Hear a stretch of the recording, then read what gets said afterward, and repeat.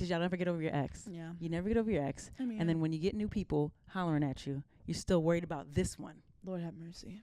You, not me. Y'all be safe. Today we're going to be explaining Love and Basketball, the horror film, the psychological thriller. And why it's queer coded. But not really. But kind of. I don't know a dyke that hasn't seen it. It just stresses me out in a way where I feel like only straight people can. You know what I mean? I do want to share a little bit of a triggering story. I did have a boyfriend back in the day, and he wanted to play for my heart one-on-one. Who won? He did. He's 6'6". Oh, damn. And he dunked on my head. He said, "Give that shit." But That's honestly, cute. my relationship with it, I kind of liked it. That's cute. Let's get into it. We start out meeting Monica and Quincy. These are two young kids that live in a neighborhood in LA. I think Crenshaw. I don't be knowing the West Coast like that. Not you made up a city.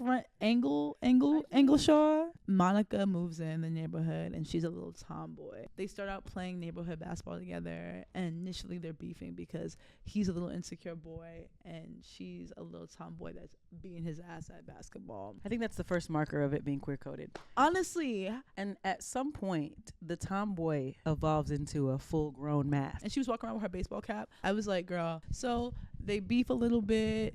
He ends up pushing her, and it's this whole thing. And I think he scrapes her face.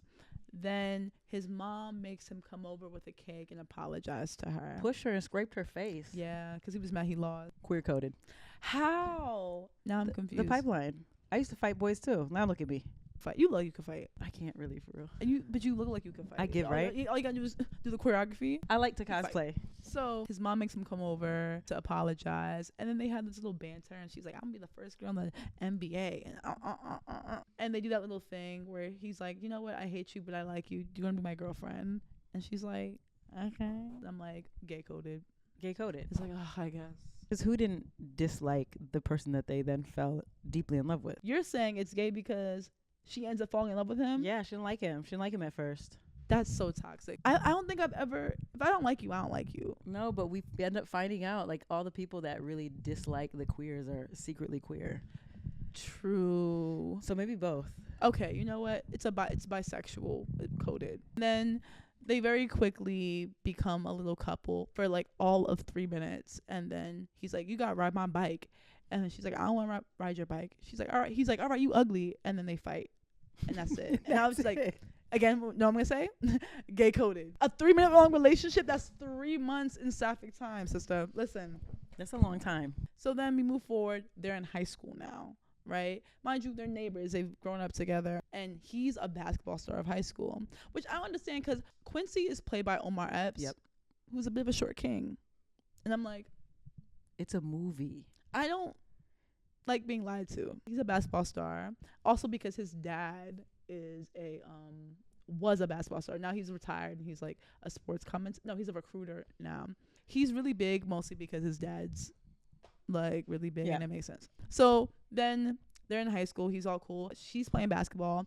She's really good, but she doesn't have like this red carpet like in front of her, and she has this really bad temper. So she's often. Were you like that in basketball? No. You weren't angry? No, not really. I was cute. a passionate player for sure, but I wasn't angry. I wasn't riding the bench either, so there's that.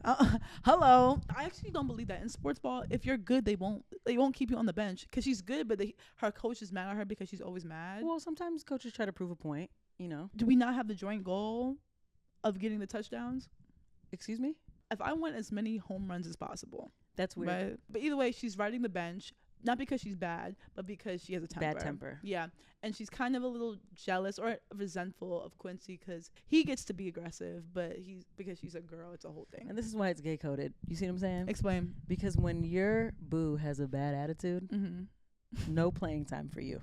So moving forward, they kind of like have this thing almost like brother sister where he like takes her home and stuff, and they just like bicker back and forth, whatever. She's stressed out because she hasn't been recruited yet, and she wants to get into the people at school and get a sports scholarship, but everybody's like, babe, if you keep cursing everybody out, you're not gonna go to school. Did you ever think that you were gonna go pro? I never had a desire. Why? You could have got us out the hood. No, I just wanted to get through college for free. Okay. And for me at the time, I didn't feel like they were paid enough. Okay. They're still not, I think. Yeah. Moving forward, They're riding in the car. they're riding in the car. They bicker. You learn their dynamic, right? Which is queer coded. A week later, they have like their prom. Mind you, she dresses like a stud on the regular basis. How did you dress in high school? Oh, I had a uniform. For my uniform girlies, it's the shoes, isn't it? Isn't that what y'all worry about? Yes and no. What then? I would wear sweatpants underneath the shirt, underneath the skirt. All day? Like when you just lounge around, like that was the thing. You put your sweatpants on, you walk around with your sweatpants. With your skirt on the top? It was really stupid. It was really. You were really ahead of your stupid. time, a fashion girly, because they do that today. It was so ugly. I have so many very gay coded photos. I'm gonna show you. Please send them so we can. There was no way that I wasn't, and I was saying that I wasn't, and I had boyfriends, which now that I look back is a little bit questionable, because I'm like, why did y'all? Are y'all okay? Like me and this boy were wearing the same thing. You said twin. Twin. Where have you been? I'm slapping my boyfriends up. Real boy stuff. What's up, babe? Yeah. Hey, give me a kiss. And that speaks exactly to Monica. That's how she relates Gay to code. Quincy. Even though she is super mass, she be dapping him up, but she kind of like him, which is kind of cute. But then he really sees her as the baddie she is at the prom, because she got on a dress. She doesn't know how to sit in it. She's like this, like she's on the bench. That was me. In the dress. Yeah, I was prom queen. I was prom queen. On prom court was one of my girlfriends. I like that. And I went with a whole different boy to prom. You got that Utah polygamy going on. Okay, prom happens. They meet up at their houses. They have these cool Cali houses. You can tell me if that's real, because I didn't grow up in Cali, where their roofs meet. They can look into each other's bedrooms, but open the door and walk out on the roof, and their roofs are attached to each other. So they can. I don't remember living in that. Oh, cute. Okay. And that's where she gets her recruitment letter.